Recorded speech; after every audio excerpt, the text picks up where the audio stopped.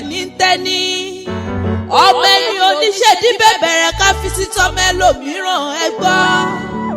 ẹni gbàgbé ilé ti sàpò ìyàkọ́. àrírò òun lè sọ mí o. èyí aṣọ́dún ṣìdé ìbúlé mi o.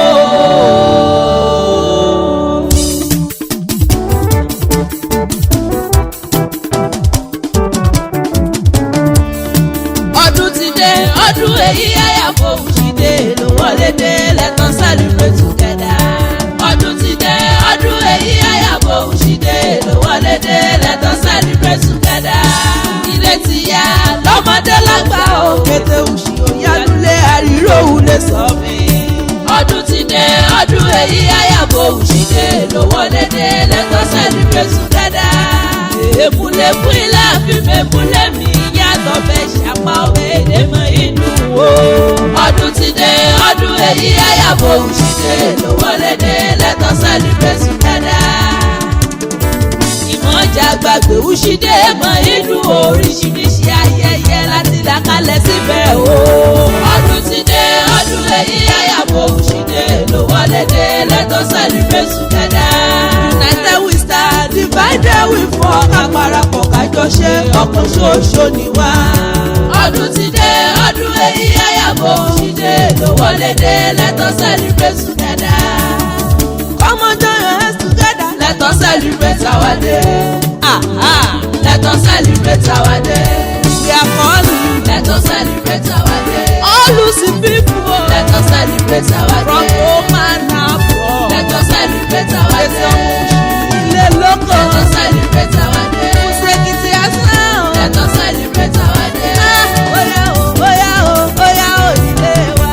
Oya o, oya o, oya o kárẹ̀lé. Oya o, oya o, oya o nílé wa. Oya o, oya o, oya o kárẹ̀lé. Mọ́mí and daddy, brothers and sisters, oya. Oya o, oya o, oya o kárẹ̀lé. Ìyá lọ máa tó kókò, òun síbí kan ní. Oya o, oya o, oya o kárẹ̀lé. Ọmọ aṣẹ́wà yókè òun máa rọ́ Kùṣì Èkìtì. Oya o, oya o, oya o kárẹ̀lé. Kùṣì ọ̀rọ̀ àbòkún o, ọmọ amúdásílẹ̀ kò fún ẹnu pa. Oya o, oya o, oya o kárẹ̀lé. His Royal Majesty ọba George Àkàndé ń pè wá o. Oya o, oya o, oya o kárẹ̀lé. Olólùfẹ́ yìí ṣayọ̀ olótìyá nílé o. Oya o, oya o, oya o kárẹ̀lé. Aṣojú ọba ìlú Èkìtì ń kí wá. Oya o, oya o, oya o kárẹ̀lé. Olúgbèjà Àìná olóyè nílé o. Oya o, oya o, oya o kárẹ̀lé. Ìrètí bọ́ọ̀lì ìṣàdé ó pè wá pé kárẹ̀lé. Oya o, oya o, oya o kárẹ̀lé. Patrick Òjókèlè ìka àjọṣe. Oya o, oya o, oya o kárẹ̀lé. Bí ọdún owó yọ mí o, mo ń pè wá pé ká máa bọ̀. Oya o, oya o, oya o kárẹ̀lé. Bẹ́ẹ̀ni àwọn yọ mí wúlé koko ní dàgbé. Oya o, oya o, oya o kárẹ̀lé. Gbẹ̀ngà Adéníran aláṣẹ yọ fúráìfù ó pè wá wí. Oya o, oya o kárẹ̀lé. President ẹgbẹ́ ọmọ Òṣì Olúṣọlá Ọmọwùmí kéde. Oya o, oya o, oya o kárẹ̀lé. Vice President Olúfúnmiláyọ̀ Àìná ó pè wá wí. Oya o, oya o, oya o kárẹ̀lé. Fámílù sì tọ́lọ́rùn kù fi àrò ló yá nílé o. Oya o, oya o, oya o kárẹ̀lé. All executive ẹgbẹ́ ọmọ Òṣì wọn ló yá nílé o. Oya o, oya o, oya o kárẹ̀lé. Kí ló jẹ wá lógún? Kí ló jẹ wá lógún? Ìlọsíwájú Ṣèkìtì ni. Kí ló jẹ wá lógún? Ìlọsíwájú Ṣèkìtì ni. Ẹ jẹ́ ká fi tọ̀wọ̀tọ̀wọ̀. Kí ẹni bí ẹni ènìyàn bí ènìyàn. Ẹnjìnì Ayọ̀délé Àjàyí. Ọmọ àbárí bí ara. Congratulations for your work.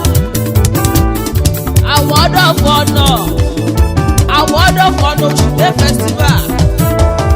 Wọ́n ní ká gbọ́lá Fẹ́mi Ọláyẹ̀mú. Ẹni iyì ẹni ẹ̀yẹ ní. Ayọ̀délé Àjàyí. Ọmọ àbárí bí ara. Ẹ kú oríire. Òkè